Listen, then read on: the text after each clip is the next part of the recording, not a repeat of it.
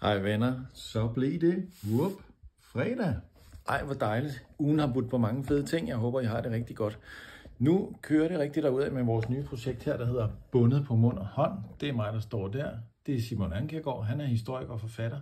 Og vi har lavet det her, Bundet på mund og hånd, om musikken under besættelsen. Og vi har premiere lørdag den 3. maj i Bogense. Så hvis du er der i nærheden, så kom endelig forbi og vær med til at holde en fed premiere. Det bliver sjovt. Jeg glæder mig helt vildt. Altså, det er fed musik.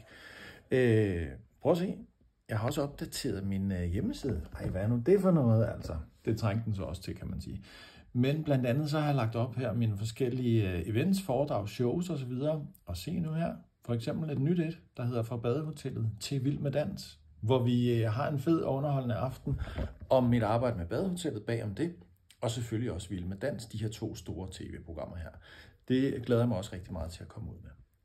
Det kan I kigge mere på, hvis I har lyst til det, og hvis der er tips til hjemmesiden her, så skriv gerne en lille besked. Det er det. Der er også ny musik på vej, og det er jo sendt afsted, så det kommer ud næste fredag.